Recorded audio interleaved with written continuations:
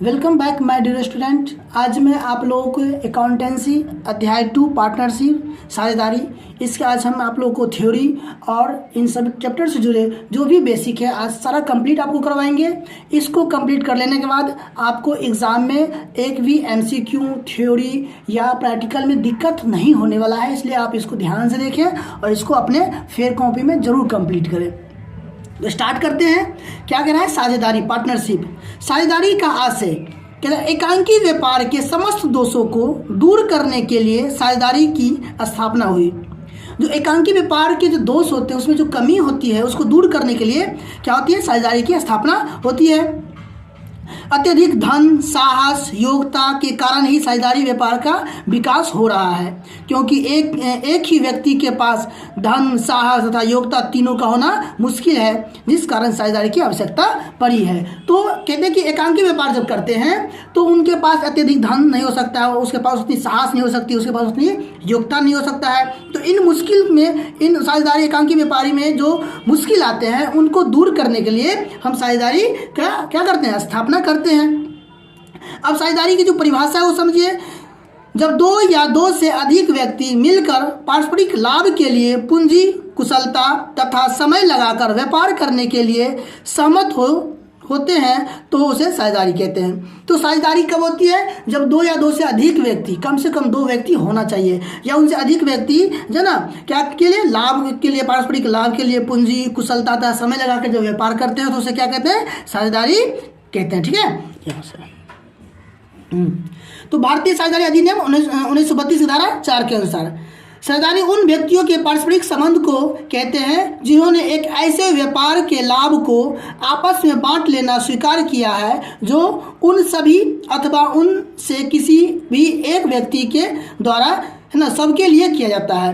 तो जब कोई व्यापार करते हैं तो उनमें जो कुछ व्यक्ति ऐसे होते हैं जो पूंजी लगा देते हैं, कहते हैं कि हम जो है ना इसमें आपको जो पूंजी दे रहे हैं और इनके कार्य को आप संभालिए और आप इन बिजनेस को कीजिए, व्यापार को कीजिए और उसके जो उनका जो लाभ होता है उनको सिर्फ मिलता है और उसके बदले भी उसे कुछ दिया जाता है। वो साझेदारी जब प्रारंभ होता है तो उसके जो है ना जो नियम होते हैं वो लगाए जाते हैं। तो वो जो स्वीकार कर लेते हैं आपस में बांट लेना, क्या लाभ बांट लेना, क्या कहते हैं इसमें कि साझेदारी उन व्यक्तियों के पारस्परिक संबंध को कहते हैं। साझेदारी उन व्यक्तियों के पारस्परिक संबंध यानी कि जो संबंध बनते हो वो जो व्यापार बिजनेस करने के लिए जो एकजुट होते हैं उन्होंने एक ऐसे व्यापार के लाभ को आपस में बांटना स्वीकार किया है। व्यापार के लाभ जब व्यापार करते हैं तो जो लाभ होता है बांटना स्वीकार किया, जो उन सभी अथवा उन सभी जो भी व्यक्ति उसमें जुड़े होते हैं सभी को लाभ मिलता है अथवा उनसे किसी भी एक व्यक्ति के द्वारा सबके लिए किया जाता है, या उन सभी में से कोई एक व्यक्ति क्या करता है उस काम को करता है और उसके लिए उसे लाभ दिया जाता है। अब अगली बात इसमें करें नोट्स के बाद, व्यक्तिगत रूप से जब दो या दो से अधिक व्यक्ति मिलकर व्यापार करते हैं तब उन्हें साझेदारी कहते हैं। देखिए सभी क्या है, साझेदारी की परिभाषा है, सभी साझेदारी के बारे में ही बताया जा रहा है। ठीक है, सामूहिक रूप से फर्म के स्वामी कहलाते हैं तथा जिस नाम से वे व्यापार करते हैं उसे फर्म कहते हैं। तो इसमें क्या होता है? साझेदार, साझेदारी और फर्म। समझ में आ गया? अब आगे बात करते हैं क्या चीज? विशेषता की। तो विशेषता क्या होगा? साझेदारी की विशेषता क्या है? दो या दो से अधिक व्यक्ति, साझेदारों के मध्य ठहराव का होना, लाभ तथा हानि का विभाजन, अधिनियम, संचालन। अब क्या कह रहा है? दो या दो से अधिक व्यक्ति।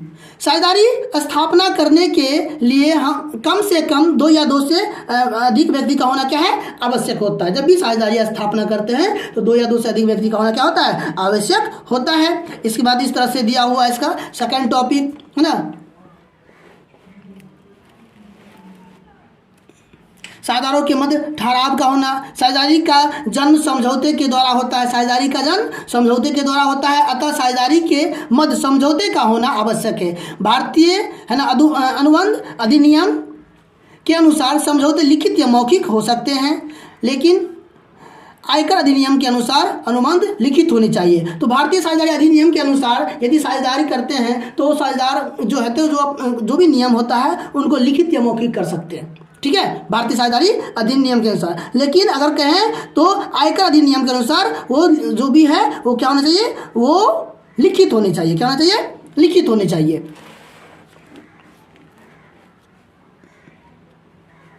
कराए। लाभ तथा हानि का विभाजन, साझेदारी व्यवसाय के लाभ तथा हानि को बांटने के लिए साझेदारों के मध्य क्या या बीच क्या होना चाहिए, सहमति होनी चाहिए कि लाभ किस प्रकार से बटेगा, पूंजी के अनुपात में बटेगा, है ना, या किससे बटेगा। लाभ के जो होते हैं वो जो साझेदारी अधिनियम होता है उसके अंतर्गत लगाया जाता है, उसके हिसाब से उसको लाभ मिलता है। अधिनियम साझेदारी व्यवसाय भारतीय साझेदारी अधिनियम 1932 के द्वारा, है ना, शासित होती है।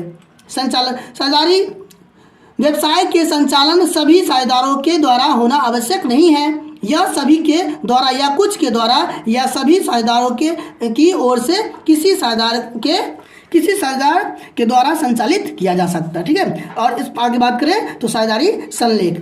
तो साझेदारी संलेख क्या है, साझेदारों के बीच भविष्य में साझेदारों के बीच भविष्य में किसी प्रकार का झगड़ा ना हो, कोई मतभेद कोई ना हो, है ना, किसी प्रकार की कोई मतभेद ना हो, जिसके लिए सभी साझेदार मिलकर लिखित या मौखिक रूप से एक राजनामा तैयार करते हैं, जिन्हें, है ना, क्या कहते हैं, साझेदारी संलेख कहते हैं, पार्टनरशिप डीड कहते हैं। कहने का अर्थ यह है कि जब साझेदार जब व्यापार करते हैं तो क्या होता है, 2 से अधिक व्यक्ति होते हैं उसमें। ठीक है, जब 2 या 2 से अधिक व्यक्ति होते हैं तो हो सकता है किसी कारणवश लाभ के लिए, कि ना, उस काम के लिए कि ये काम तुम नहीं करोगे, ये काम तुम करोगे, ये हम नहीं करेंगे, ये आप करेंगे, तो हो सकता है इस तरह से कोई मतभेद हो जाए। तो सभी बातों पे, सभी पहलुओं पे चर्चा करके, है ना, और वो लिखित रूप से रख लिया जाता है, उसे क्या कहा जाता है, पार्टनरशिप डीड कहा जाता है या साझेदारी संलेख कहा जाता है। ठीक है, अब आगे बात करते हैं एक ऐसा प्रलेख जिसमें साझेदारी व्यवसाय के बारे में नियमों एवं उपनियमों की व्याख्या की गई हो, तो उसे क्या कहते हैं, साझेदारी संलेख कहते हैं। ठीक है, ये दूसरा डिफिनेशन इसका हो गया। अब आगे बात करते हैं इसका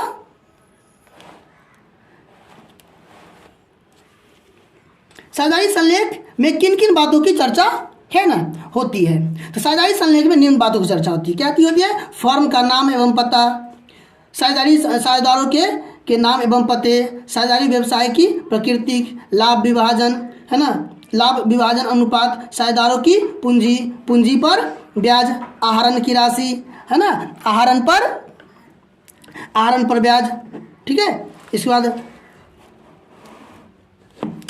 आहरण पर ब्याज, साझेदारों के द्वारा फर्म को दिया गया ऋण पर ब्याज, ख्याति का मूल्यांकन, और भी ऐसे क्या होता है, इन सब बातों को चर्चा किया जाता है साझेदारी संलेख में। ठीक है, जब साझेदारी संलेख बनाया जाता है तो इन सब बातों को चर्चा किया जाता है कि फर्म का नाम क्या होगा, पता क्या होगा, साझेदारों के नाम पते क्या है ना, साझेदारी व्यवसाय की प्रकृति क्या है, लाभ का विभाजन अनुपात क्या होगा, साझेदारों की पूंजी कितनी होगी, पूंजी पर ब्याज जो है, पूंजी है लगाया सभी बराबर, तो ठीक है, उसके अलावा भी अगर पूंजी लगता है ना, तो उसमें कितना ब्याज दिया जाएगा, है ना, साझेदारों द्वारा फर्म को दिया गया ऋण पर ब्याज, ख्याति की मूल्यांकन, है ना, और भी ऐसे हो सकते हैं। साझेदारी संलेख के अभाव में लागू होने वाले प्रावधान, यदि साझेदार मिल के कोई व्यापार करते हैं, बिजनेस करते हैं और कोई साझेदारी संलेख नहीं हुआ है तो उनमें क्या क्या नियम लगते हैं।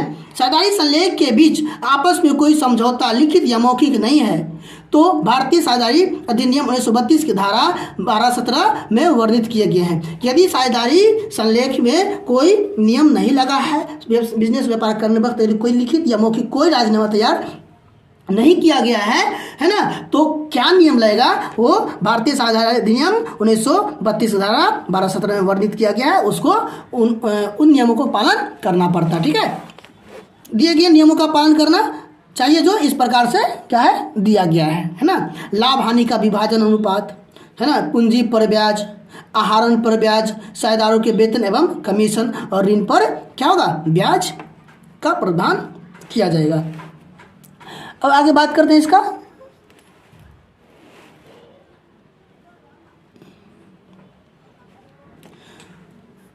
लाभ हानि का विभाजन। अब लाभ हानि का तो विभाजन होगा, लेकिन लाभ हानि का विभाजन कैसे होगा, है ना, किस प्रकार से होगा, इसके बारे में ये जानना बहुत जरूरी है। सभी साझेदारों का लाभ हानि विभाजन अनुपात बराबर होगा, चाहे हो उनकी पूंजी कितनी, है ना, उनकी पूंजी की राशि कितनी भी क्यों ना हो। तो यदि साझेदारी संलेख नहीं किया गया है, यदि साझेदार मिलकर न कोई भी लिखित या मौखिक राजनामा नहीं तैयार किए हैं, कोई भी साझेदारी संलेख नहीं तैयार किए हैं, है ना, और वो बिजनेस शुरू कर लिए हैं, तो इसका नियम है कि लाभ हानि का विभाजन जो अनुपात होगा वो क्या होगा। तो कोई साझेदार अगर 10 लाख रुपए लगा है, मान लीजिए कोई 15 लाख रुपए लगा है, तो क्या 10 लाख वाला को लाभ ज़्यादा मिलेगा, 10 लाख वाला को कम और 15 लाख वाला ज़्यादा मिलेगा? नहीं। यदि कोई नियम नहीं लगाया गया है तो भारतीय साझेदारी अधिनियम 1932 धारा में कहा गया है कि लाभ का विभाजन बराबर होगा। क्या होगा? सभी साझेदारों का लाभ हानि विभाजन अनुपात बराबर होगा, चाहे कोई भी कितनी पूंजी क्यों ना दिया हो। ठीक है, बात करते हैं पूंजी पर ब्याज। पूंजी पर ब्याज कैसे मिलेगा? तो साझेदारों को पूंजी पर कोई ब्याज नहीं दिया जाएगा। पूंजी अगर जितना भी कुछ दिया हो लेकिन उसके ब्याज नहीं मिलेगा। कब? साझेदारी संलेख के अभाव में। आहरण पर ब्याज, किस पे? आहरण पर ब्याज। तो आहरण पर ब्याज, साझेदारों के आहरण पर ब्याज नहीं दिया जाएगा। यदि वह साझेदार आहरण करते हैं तो उन्हें कोई भी ब्याज, है ना, नहीं लगेगा। ठीक है, नहीं लिया जाएगा। ठीक है, उनको कोई भी ब्याज उनसे नहीं लिया जाएगा। यदि कोई साझेदार आहरण करते हैं तो उसे कोई भी ब्याज क्या होगा? नहीं लिया जाएगा। अब करें साझेदारों के वेतन एवं कमीशन। किसी भी साझेदारों के उनके द्वारा फर्म के लिए किए गए, है ना, अतिरिक्त कार्य के लिए वेतन एवं कमीशन, है ना, नहीं दिया जाएगा। तो साझेदार के जो वेतन एवं कमीशन है तो किसी भी साझेदार के उनके द्वारा फर्म के लिए किए गए अतिरिक्त कार्य के लिए वेतन एवं कमीशन नहीं दिया जाएगा।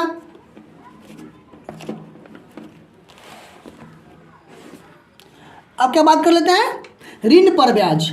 ठीक है, तो ऋण पर ब्याज, यदि कोई साझेदार अपनी पूंजी के अतिरिक्त फर्म को कोई ऋण देता हो तो उसे उस पर 6% ब्याज मिलेगा। यदि जैसे पूंजी दिए हैं, है ना, तो 5-5 लाख का पूंजी दिए हैं और 2-4 साझेदार या 4 साझेदार मिलकर वो बिजनेस शुरू किए हैं, लेकिन बिजनेस जब आगे बढ़ा और उन्हें फिर और पैसों की आवश्यकता पड़ती है ना, तो वो क्या करते हैं? किसी साझेदार से ऋण ले लेते हैं। अगर वो ऋण लेते हैं और कोई साझेदारी संलेख नहीं है तो उनके अभाव में उन्हें पूंजी पर 6% ब्याज दिया जाएगा। ठीक है, लाभ हानि नियोजन खाता। एकांकी व्यापार से ज्ञात शुद्ध, अगला टॉपिक है ना, लाभ हानि नियोजन खाता। एकांकी व्यापार से ज्ञात शुद्ध लाभ को स्वामी के पूंजी खाते में हस्तांतरण यानी ट्रांसफर कर दिया जाता है, परंतु साझेदार में साझेदारों की संख्या अधिक होने के कारण शुद्ध लाभ को सभी साझेदार में बांटा जाता है। इन्हीं शुद्ध लाभ को बांटने के लिए जो खाता बनाया जाता है उसे क्या कहते हैं?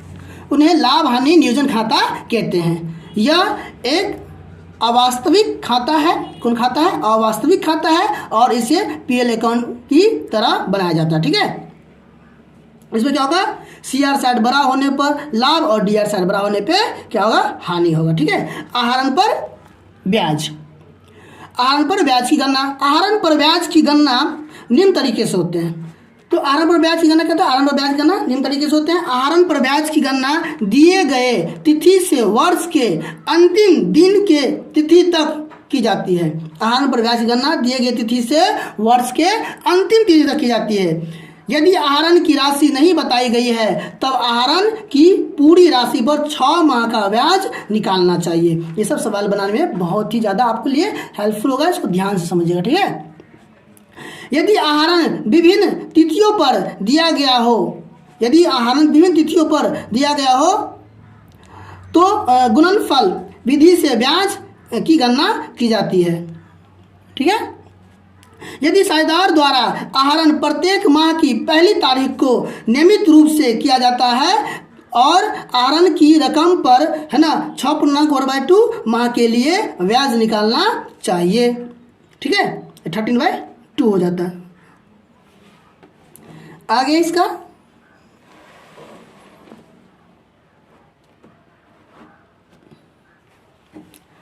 यदि साझेदारों द्वारा आहरण प्रत्येक माह की आखिरी तारीख को नियमित रूप से किया जाता है तो समय, है ना, 5.1/2 माह होगा। यदि साझेदारों द्वारा आहरण प्रत्येक माह के मध्य में नियमित रूप से किया जाता है तो समय 6 माह होगा।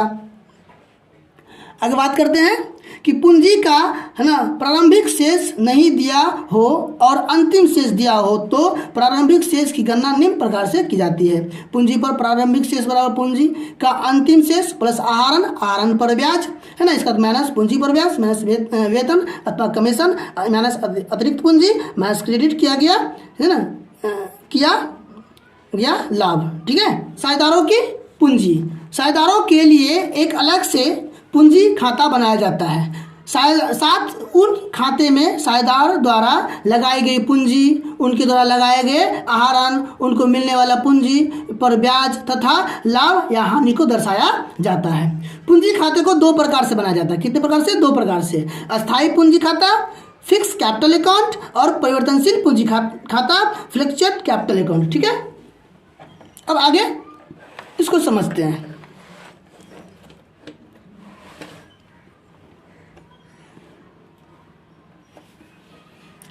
अस्थायी पूंजी खाते हैं। ठीक है,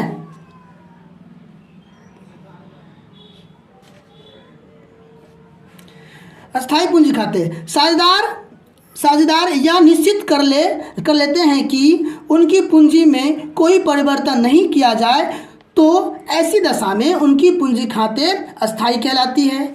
जब यह विधि अपनाई जाती है तो प्रत्येक साझेदार के लिए पार्टनर कैपिटल अकाउंट के साथ साथ पार्टनर करेंट अकाउंट भी खोले जाते हैं। ठीक है, करेंट अकाउंट डीआर साइड में आहरण पर ब्याज तथा सीआर साइड में पूंजी पर ब्याज, वेतन, कमीशन और लाभ के हिस्से को लिखा जाता है। ठीक है, अब देखिए पार्टनर कैपिटल अकाउंट कैसा होगा।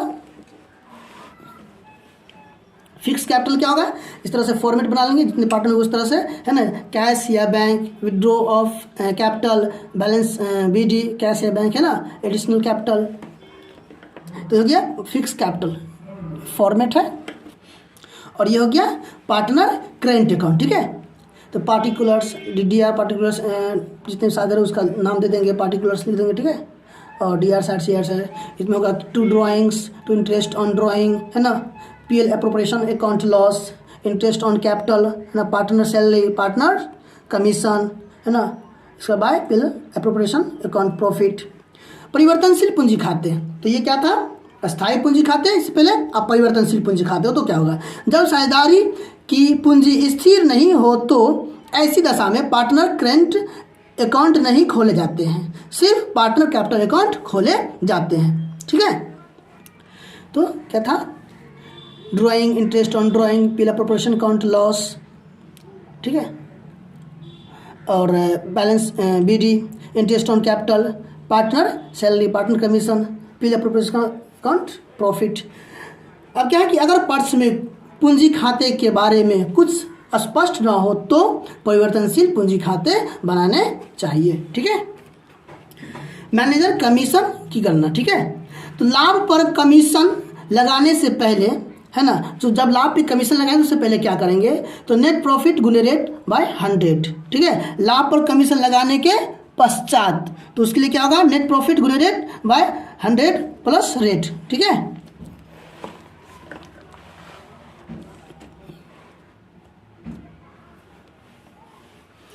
अब interest on drawing when drawing are made for 9 month only, तो क्या होगा, बिगिनिंग में हो जाएगा 5 मंथ, मिडिल में हो जाएगा 4.5 मंथ और एंड में क्या हो जाएगा 4 month. Interest on drawing when drawing are made from 6 month only, है ना, तो बिगिनिंग में 3.5 मंथ, मिडिल में 3 मंथ और एंड में 2.5 मंथ। ठीक है, इसके बाद आगे बात करें तो interest on drawing when drawing are, है ना, मेड फ्रॉम 3 मंथ ओनली, तो इसके लिए होगा 2 मंथ, 1.5 मंथ और लास्ट में हो जाएगा 1 मंथ। ठीक है, क्या कहा इसमें, पूंजी पर ब्याज के लिए, है ना, तो पूंजी पर ब्याज के लिए क्या हो जाएगा, interest on capital account DR to partner capital account. पूंजी पर ब्याज की राशि को लाभ हानि नियोजन खाते के डेबिट पक्ष में ट्रांसफर कर दिया जाता है, क्योंकि यह फर्म के लिए व्यय होता है। इनकी निम्न प्रविष्टियाँ होती है। क्या सा प्रविष्टियाँ इसका, तो profit on loss appropriation account DR to interest on capital account. ठीक है,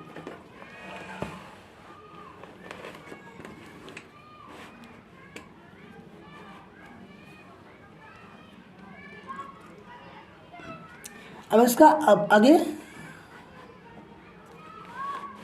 चलिए इसका आगे देखें तो क्या करना, साझेदारों को दिए जाने वाले वेतन या कमीशन। ठीक है, तो पार्टनर सैलरी या partner commission account DR to partner capital account, साझेदारों के लिए दिए जाने वाले वेतन या कमीशन के लिए। ठीक है, अब अगला है साझेदारों को वेतन अथवा कमीशन तभी दिया जाता है यदि साझेदारी संलेख में इनका उल्लेख है। यह व्यवसाय का व्यय है, इसलिए इसे लाभ हानि नियोजन खाता में हस्तांतरण कर दिया जाता है ना। इसकी निम्न प्रविष्टियाँ होती है, तो क्या इसकी प्रविष्टियाँ है वो देख लीजिए, है ना।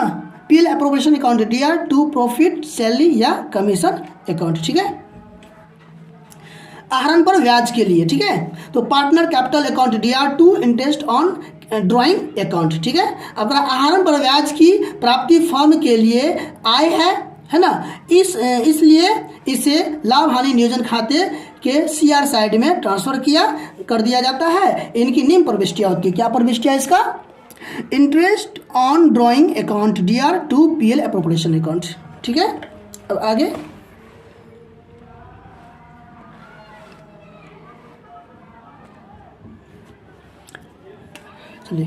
लाभ हानि नियोजन खाते के शेष को ट्रांसफर करने पर, तो यदि लाभ हानि नियोजन खाते हैं तो सीआर साइड का, है ना, टोटल बड़ा हो तो अंदर की राशि लाभ होती है जिसे पार्टनर कैपिटल अकाउंट में ट्रांसफर कर दिया जाता है ना। PL appropriation account, DR to partner capital account, और हानि होने पर partner capital account, DR to, है ना, पीएल एप्रोप्रिएशन अकाउंट।